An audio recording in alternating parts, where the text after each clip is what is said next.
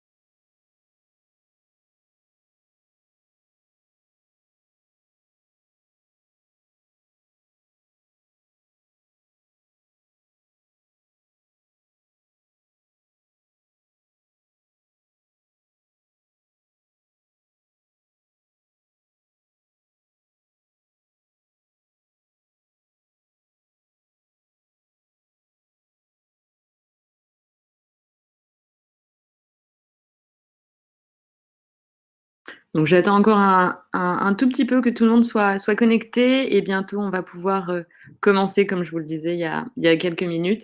On va encore attendre 2-3 minutes et ensuite on lancera.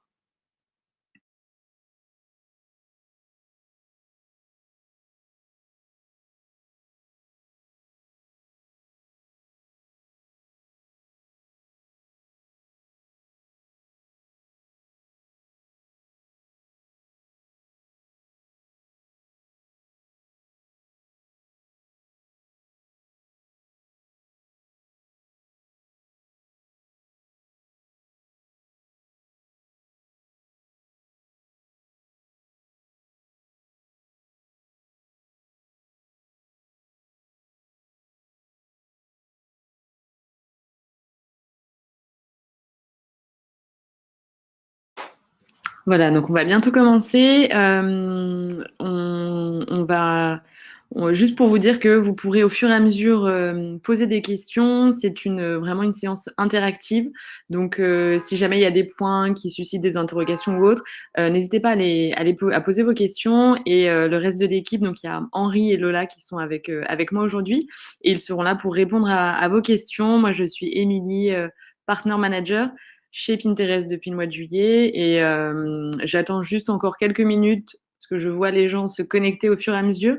Et voilà, j'attends qu'il y ait un maximum de participants. Je pense que d'ici 5 minutes maximum, on pourra commencer.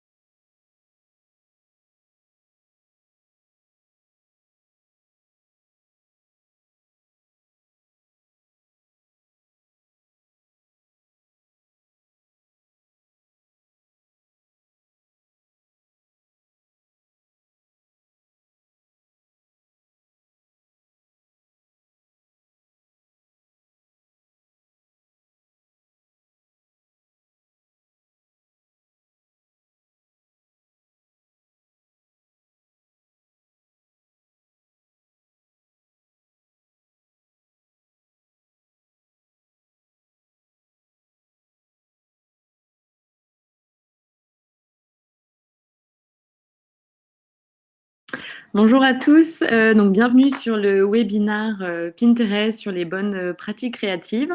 Je suis Émilie Pontieux, chargée des partenariats chez Pinterest depuis quelques mois maintenant.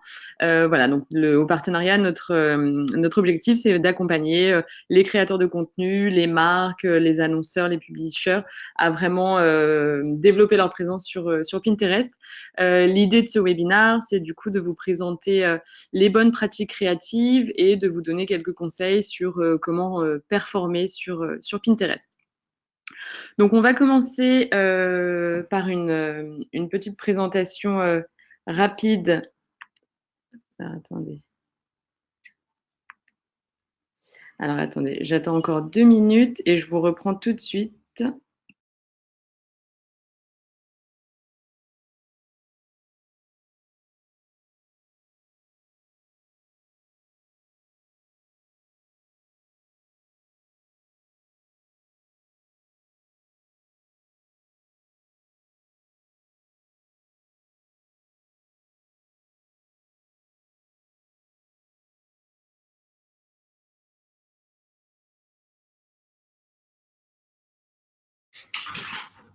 Voilà, donc comme je vous disais, on va pouvoir commencer le webinaire. Donc,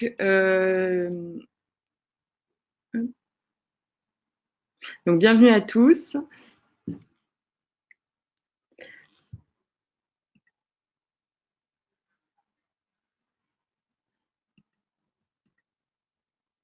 Voilà, petit problème.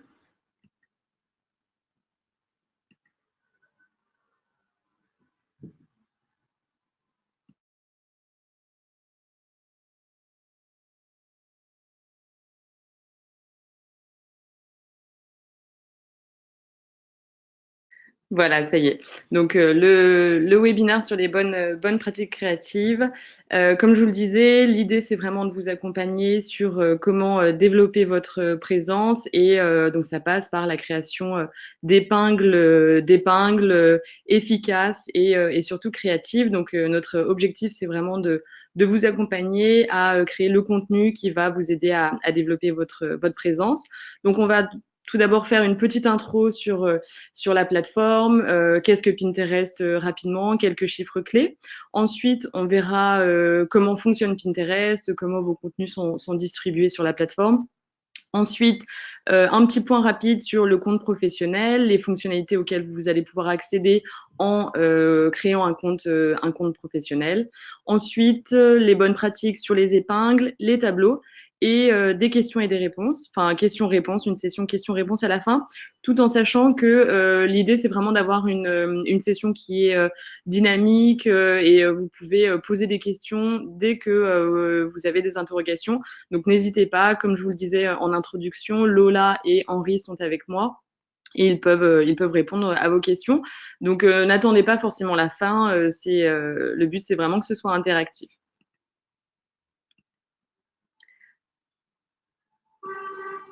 Alors, Pinterest, qu'est-ce que c'est? Pinterest, donc c'est une application de découverte visuelle. L'idée, c'est vraiment d'accompagner les utilisateurs et de les aider à découvrir de nouvelles choses et à faire ce qu'ils aiment dans leur quotidien.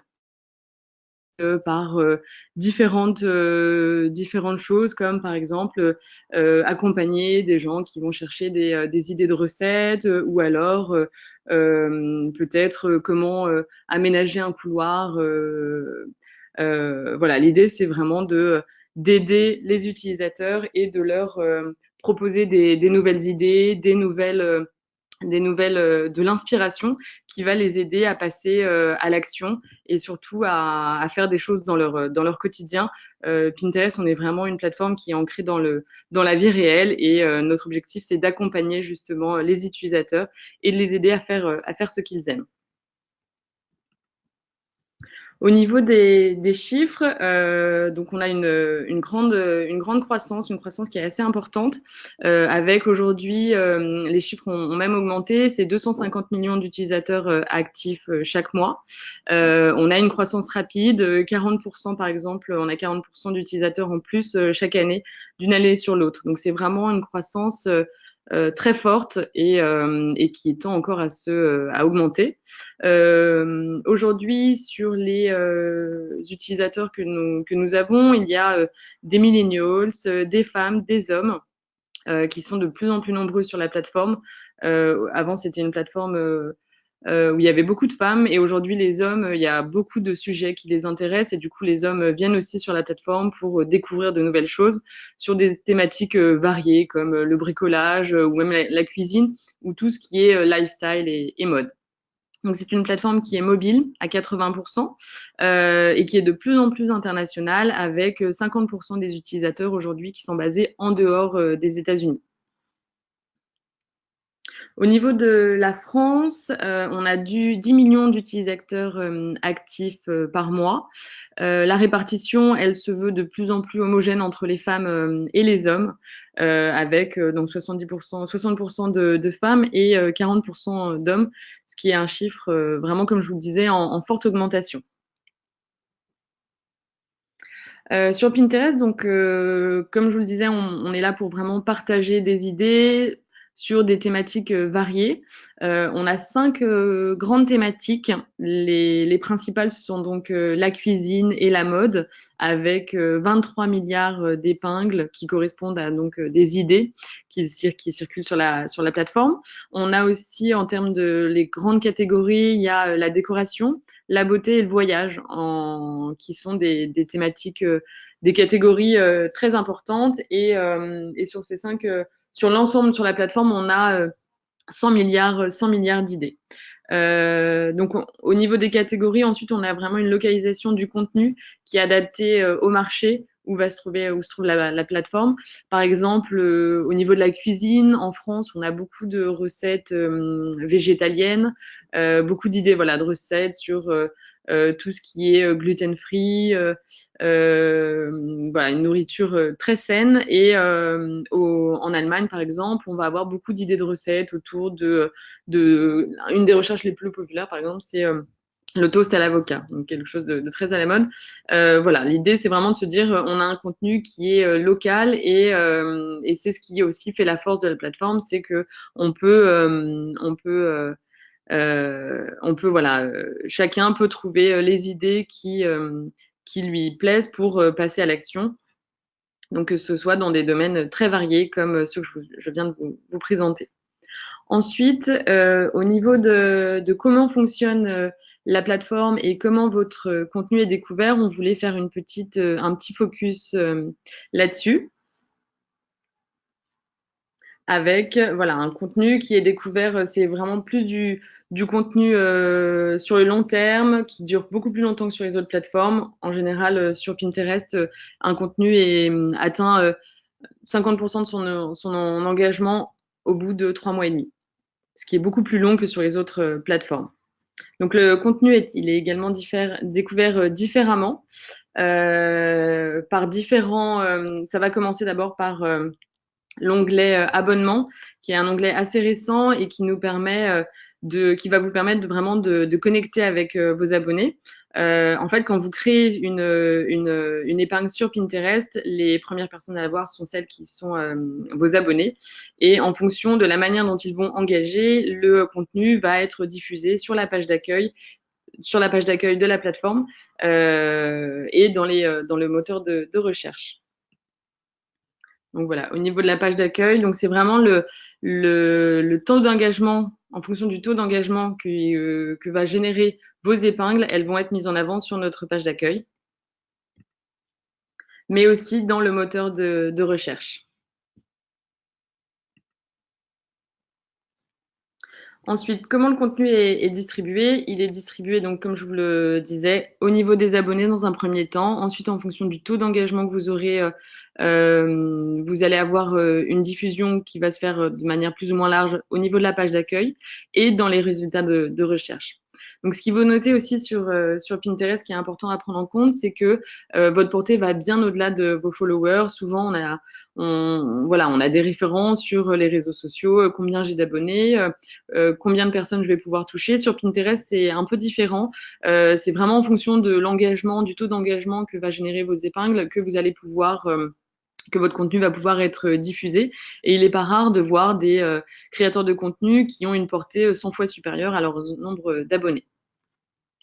Donc au niveau de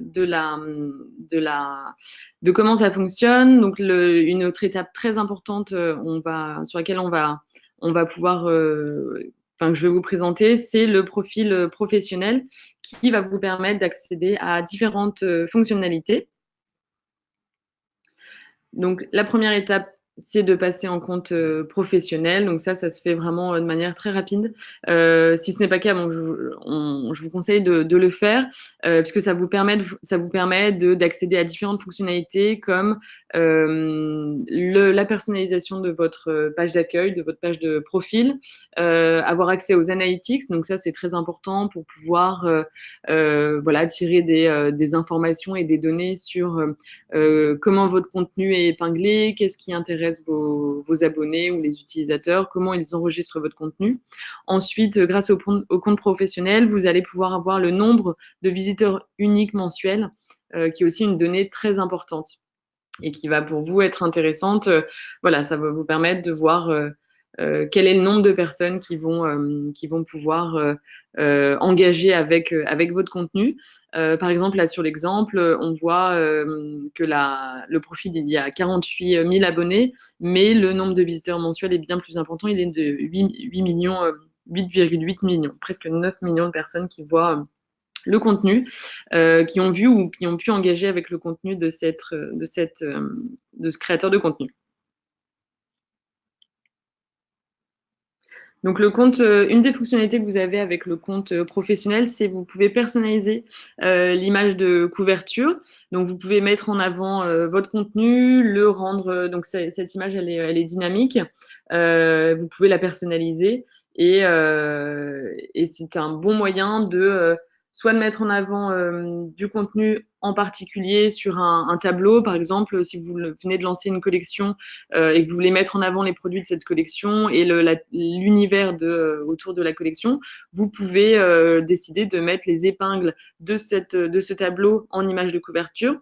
Vous pouvez après choisir de mettre en avant les dernières épingles que vous allez avoir créées. Voilà, donc l'idée, c'est d'avoir une image de couverture qui est dynamique, qui est personnalisable et qui peut changer de manière voilà, au gré des enregistrements. Et c'est vraiment une manière pour vous de mettre en avant votre marque et de créer un univers de marque. Donc pour personnaliser l'image de couverture, c'est très simple. Il vous suffit d'aller en haut à droite et de cliquer sur le stylo et vous pourrez choisir ce que vous voulez, le contenu que vous voulez mettre en avant.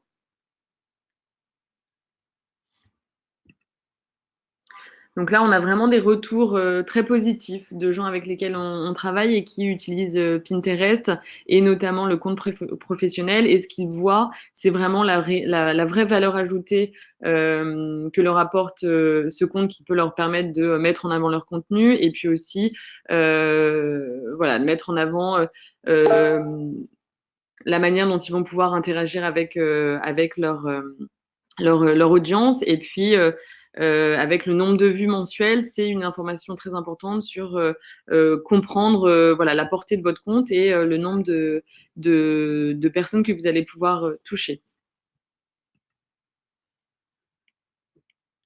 Donc au niveau des épingles, donc pour travailler votre profil Pinterest, ça va se faire donc par les épingles.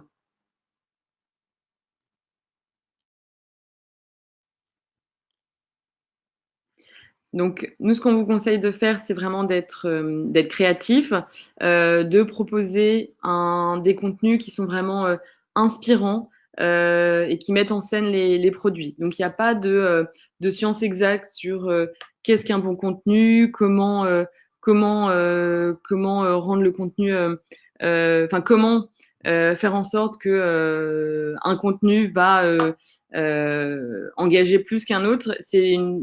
Il n'y a pas de science exacte, c'est vraiment l'idée, c'est vraiment de se dire qu'il faut être créatif, qu'il faut apporter de la valeur ajoutée, il faut tester aussi beaucoup et voir comment, en fonction du contenu que vous allez proposer à votre audience et à vos abonnés, de la manière dont ils vont réagir, quels sont les contenus qui vont permettre, enfin avoir plus d'engagement, ça c'est en fonction des analytics. Vous verrez, voilà, vous allez avoir accès à des informations.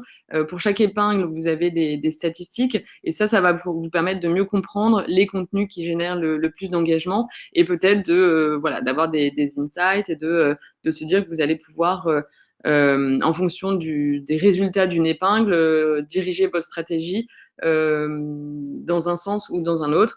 En général, nous, ce qu'on peut constater, c'est que les contenus qui fonctionnent le mieux, ce sont des contenus qui sont inspirants, des produits qui sont mis en scène, voilà, qui donnent envie de passer à l'action. Donc voilà, nous, le conseil ici, c'est de se dire tester, essayez de voir comment votre audience réagit et comme ça, vous pourrez avancer et être encore plus efficace. Mais en tout cas, la créativité, c'est un élément qui est très important.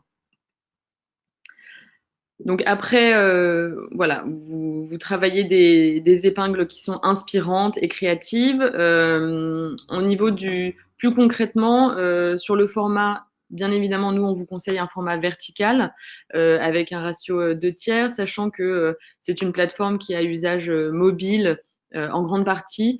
C'est un élément très important à prendre en compte et en considération dans votre stratégie. Donc vraiment, pensez formats verticaux, des images de bonne qualité, en bonne résolution. Et comme je vous le disais précédemment, vraiment plus un côté lifestyle, mettre en scène les produits, inspirer pour que ensuite les gens se disent ah voilà ça me donne envie, j'ai envie de tester cette recette parce qu'elle est bien présentée ou alors j'ai tous les détails mais et puis ou un look, c'est vrai que voir les vêtements portés, ça donnera toujours plus envie aux utilisateurs d'en savoir un petit peu plus que de voir une fiche produit, une épingle avec une fiche produit. Ensuite, au niveau des petits conseils en plus sur les épingles, ce qui fonctionne assez bien, c'est les textes en surimpression. Ça va donner du contexte, un petit peu plus d'informations, sachant que voilà, dans la page d'accueil, c'est peut-être un élément qui peut permettre à vos épingles et à votre contenu de ressortir un petit peu mieux. En tout cas, ce qui est aussi important, c'est de bien travailler les images, d'avoir un branding qui est travaillé et qui va permettre de représenter au mieux et d'identifier par exemple pour l'image de marque et l'univers de la marque. L'idée, c'est vraiment de se dire comment en un coup d'œil, votre épingle dans le feed de la page d'accueil, comment la faire ressortir au maximum. Donc là, on vous a mis quelques exemples. Je vous parlais voilà des recettes ou au niveau de la cuisine, des belles photos, ça va toujours donner plus envie de cliquer, puis d'en savoir plus aux utilisateurs qu'une photo de plat qui est déjà pas au bon format, peut-être un peu trop zoomée, pas vraiment qualitative. Les fiches produits, les vêtements quand ils ne sont pas portés, alors c'est important qu'il y en ait, mais il faut aussi qu'il y ait des des épingles avec vraiment beaucoup plus inspirationnelles que celles qu'on peut voir là sur les exemples ici. Donc on vous a mis du coup des bons exemples avec les produits portés, mis en scène, avec par exemple pour la recette un texte en surimpression pour expliquer que c'est vegan, sans gluten, parce que si on voit la photo et que c'est pas indiqué, on le sait pas. Et c'est une information qui est importante et qui peut peut-être donner envie à certains utilisateurs de tout de suite de cliquer pour en savoir un petit peu plus parce que c'est un élément qui est très important. Et puis toujours, voilà, mettre en scène, permettre à l'utilisateur de se projeter au maximum, c'est ce qui va, voilà, faire en sorte enfin, c'est ce qui va faire que vos épingles, elles vont être inspirantes, qu'elles vont donner envie de passer à l'action. Donc pour résumer, des épingles créatives, de bonne qualité, avec dans la mesure du possible, plus tourner un peu lifestyle.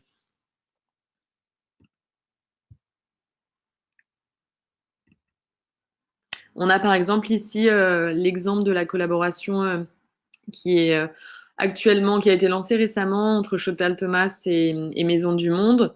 Donc on voit très bien qu'il y a un univers qui est travaillé, que les épingles produits, elles ont un élément géométrique rose qui rappelle voilà l'univers de la collection, beaucoup de choses en noir et blanc, graphique. On voit qu'il y a une vraie cohérence, il y a une vraie image de marque qui se reflète sur les épingles. Et puis on a les produits, on a des épingles produits parce que c'est important, mais aussi des épingles en situation un peu plus lifestyle. Ensuite, autre élément très important pour optimiser vos épingles, c'est vraiment travailler vos descriptions. Quand quelqu'un va cliquer pour voir plus de détails sur l'épingle, il va du coup voir la description. L'idée ici, c'est d'avoir des descriptions détaillées avec quelques hashtags pardon, qui donnent du contexte à vos idées et qui les rendent plus inspirantes. Cela, en fait, ça va vraiment aider les utilisateurs à passer à l'action. Par exemple, si votre objectif, c'est de rediriger du trafic vers votre site Internet, il faut utiliser la description pour dire aux utilisateurs qu'ils peuvent en savoir plus en allant sur votre site Internet. Voilà, il faut après faire attention à ce que les messages clés apparaissent depuis l'épingle, mais vous pouvez toujours utiliser la description pour pouvoir donner envie vraiment aux gens d'en savoir plus et de cliquer. Et puis, ça va être aussi important de travailler vos descriptions pour faire ressortir les épingles dans le moteur de recherche. Et puis, voilà, avoir des épingles. Par exemple, les épingles enrichies, elles vont pouvoir aider à enrichir les descriptions. Ça va se faire de manière automatique. Donc vous, ça va vous faire gagner du temps. Donc ça aussi, c'est un élément peut-être important à prendre en compte dans votre stratégie. Voilà, paramétrer les épingles enrichies. En fait, c'est du texte, un code que vous allez mettre sur votre site internet et dès que les gens vont enregistrer du contenu depuis votre site, les épingles, elles vont être enrichies avec un maximum d'informations. Et l'idée, c'est toujours d'accompagner l'utilisateur, de l'aider à passer de l'inspiration à l'action et ça passe par les descriptions. Donc là, petit focus sur les épingles enrichies. On a différentes sortes d'épingles. On a les épingles articles qui vont donner des informations sur quel est l'auteur, un résumé succinct de l'article. Ensuite, on a les épingles produits. Celles-ci, elles sont vraiment intéressantes parce qu'elles vont permettre aussi de donner les dimensions, enfin vraiment tous les détails sur le produit et notamment le prix. Donc voilà, l'idée, c'est toujours d'accompagner l'utilisateur et puis peut-être de générer du trafic vers le site. Si j'ai toutes les informations sur l'épingle, je peux prendre ma décision, cliquer et puis aller acheter éventuellement le produit. Ensuite, on a les épingles enrichies recettes qui, elles, vont prendre toutes les informations relatives à comment faire la recette de cuisine. Donc ça, pareil, ça apporte une vraie valeur ajoutée aux utilisateurs et c'est vraiment l'idée de Pinterest, c'est de les accompagner dans leur vie de tous les jours. Ensuite, donc vraiment pour aider vos épingles à ressortir dans le moteur de recherche, ce qui est important, c'est donc de travailler les descriptions, comme je vous l'ai dit, mais du coup, tout ça, ça passe par des mots-clés. Il faut vraiment avoir une vraie réflexion autour de quels sont les mots-clés que vous ciblez, en fait, l'image que vous allez mettre en avant dans cette épingle, comment vous allez pouvoir la décrire, avec quels mots-clés pour associer à des termes de recherche que vont pouvoir effectuer les utilisateurs. Et l'idée, c'est de se dire, voilà, si je tape jupe en cuir ou pantalon beige, que votre contenu puisse ressortir. Donc tout ça, il faut pas oublier que Pinterest, c'est un moteur de recherche visuelle et ça passe par voilà, des mots-clés qui vont associer, on va associer une image à des mots-clés et essayer de proposer le meilleur contenu en fonction des termes de leur recherche. Donc pour les mots-clés, un élément qu'on voulait partager avec vous, enfin une petite astuce, c'est vous pouvez vous aider de la recherche guidée. En fait, vous tapez un mot-clé et vous allez avoir des idées complémentaires.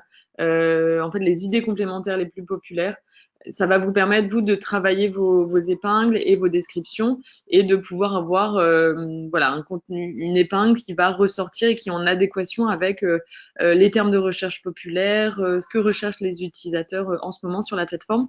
Donc ça, c'est un moyen efficace de pouvoir faire ressortir votre contenu sur la plateforme. Ensuite, un autre moyen d'aider votre contenu à ressortir, c'est d'utiliser nos hashtags. Nous, ce qu'on vous conseille, c'est de faire des hashtags contextuels et vraiment spécifiques. C'est d'être le plus précis possible et voilà, encore une fois, d'aider l'utilisateur à découvrir votre contenu. Et ce qui est intéressant à savoir sur les hashtags à noter, c'est que ça va faire ressortir le contenu le plus récent. Donc, si vous voulez communiquer sur quelque chose en particulier, sur une collection que vous venez de lancer, peut-être utiliser des hashtags pour permettre au contenu de ressortir. Ensuite, après avoir vu donc les épingles, comment créer une bonne épingle, quels sont les éléments qui vont permettre à vos épingles de ressortir dans le moteur de recherche, on va voir comment travailler vos tableaux. Donc les tableaux, il faut vraiment là penser SEO quand vous créez un tableau avec des noms de tableaux clairs et compréhensibles qui vont permettre à l'utilisateur tout de suite de comprendre quel est le sujet, quelle est la thématique, de quoi on parle. Ensuite, on va travailler les descriptions des tableaux avec, c'est le même principe que pour les épingles, associer un tableau à des mots-clés et ensuite vous allez proposer du contenu intéressant, utile sur cette thématique. Et ensuite, vous allez pouvoir, quand vous créez votre tableau, vous choisissez la catégorie. Donc ça, c'est aussi important de bien les paramétrer à la base pour aider l'audience à découvrir vos tableaux et à pouvoir après engager avec vos épingles et votre contenu. Donc ensuite pour travailler vos tableaux, il y a quelques petites les petits conseils que l'on peut vous donner, c'est vraiment d'essayer de les travailler au maximum avec une image de couverture, un nombre suffisant d'épingles pour que le tableau soit intéressant et puis en fait que le contenu puisse ressortir. Il faut vraiment penser cohérence dans ce que vous allez proposer. Est-ce que vous voulez traiter d'un sujet bien précis comme ici on voit sur les cocktails ou sur les pique-niques ou peut-être une thématique un peu plus large. L'idée, c'est vraiment de proposer des épingles qui vont être inspirantes avec des épingles un peu plus contextuelles ou alors un peu plus concrètes, des épingles produits.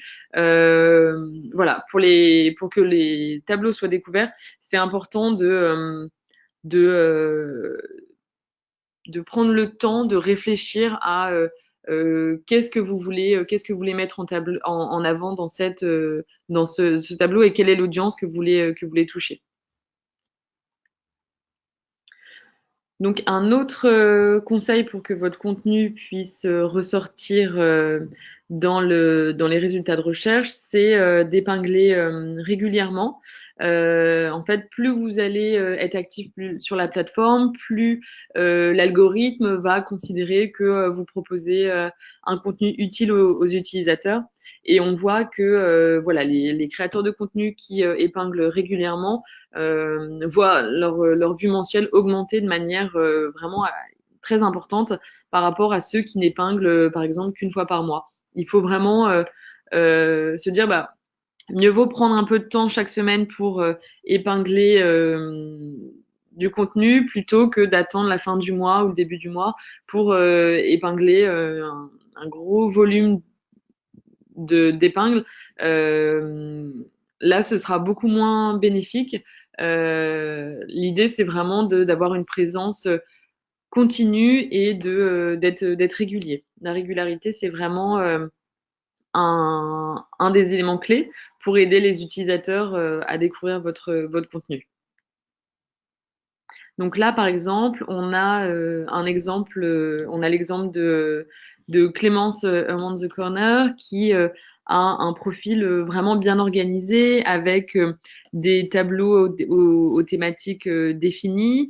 On a à la fois de l'inspiration avec des couleurs, il y a le bleu, le orange qui ressortent, mais aussi après des thématiques assez fonctionnelles sur la décoration murale, sur comment aménager sa salle de bain.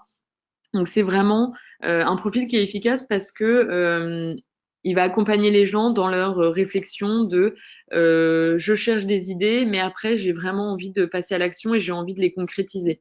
Donc l'idée c'est de pouvoir avoir voilà des tableaux qui vont être un petit peu plus inspirationnels, d'autres qui vont plus traiter de choses concrètes et qui vont accompagner les utilisateurs dans leur dans le passage à l'action. Et puis on voit que voilà, elle a organisé certains de ses tableaux en sous-tableaux, que chaque tableau est bien fourni. Il y a un contenu qui est assez amendant et qui du coup peut vraiment aider l'utilisateur à passer à l'action et à voilà, toujours cette idée de d'inspiration, mais aussi de d'action, de faire les choses dans le réel. Donc ici, on a un autre exemple, toujours assez bien efficace et bien, voilà, un bon profil avec, c'est l'exemple de Picard où on a pareil toujours des thématiques définies, on a des thématiques, enfin des tableaux plus spécifiques sur par exemple les pizzas, les tartes. Pour ceux qui rechercheraient des informations sur ces thématiques-là en particulier. Et on a aussi après des thématiques un peu plus larges et un peu plus inspirantes sur un goûter d'anniversaire, l'automne, les repas de Noël, donc du concret avec des recettes, des idées de plats, de recettes quand on est peut-être en manque d'inspiration, mais aussi des choses un peu plus voilà, plus d'idées sur comment décorer sa table de Noël, quelle est la bonne recette à proposer à ses invités. Enfin, l'idée, c'est d'accompagner l'utilisateur et de lui donner de l'inspiration, vraiment de l'aider à, dans sa recherche.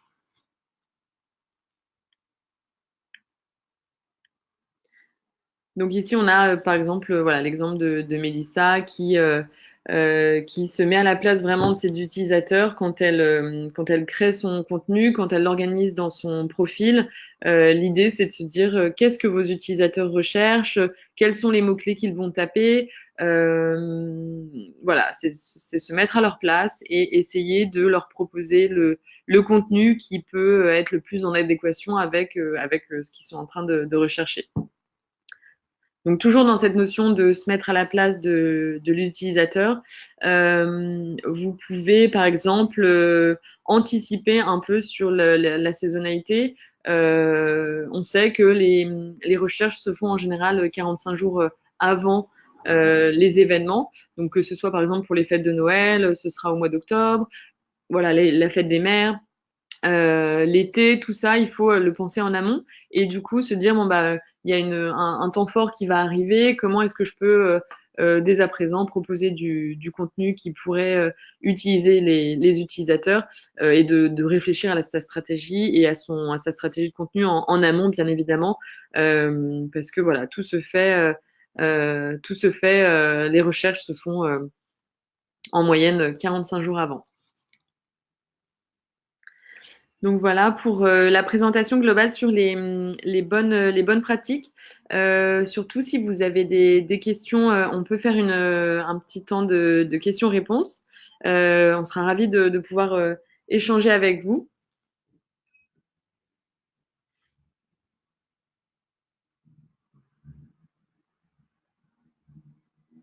Voilà, s'il y a des choses que vous voulez peut-être approfondir sur les épingles, sur les tableaux, voilà, comment avoir des tableaux qui sont efficaces, comme je vous disais. Euh, Toujours, en fait, l'idée, c'est sur Pinterest, c'est vraiment essayer de se mettre à la place de l'utilisateur et de se dire quel est le contenu qu'il recherche et comment je peux lui proposer le correspondre au mieux à ses attentes. Donc toujours penser stratégie de mots-clés, mais aussi voilà, stratégie de profil avec des tableaux qui sont cohérents sur des thématiques variées, essayer de se mettre à la voilà d'inspirer au maximum, mais tout en proposant aussi en contrepartie des choses plus concrètes comme des tutos ou alors en fonction de la thématique sur laquelle vous travaillez, mais ça peut être soit des tutos, soit des recettes, des fiches produits. L'idée pour réussir, c'est vraiment d'associer quelque chose d'inspirationnel à quelque chose d'un peu plus concret qui va pousser les gens qui va aider surtout les gens à réaliser ce qu'ils aiment.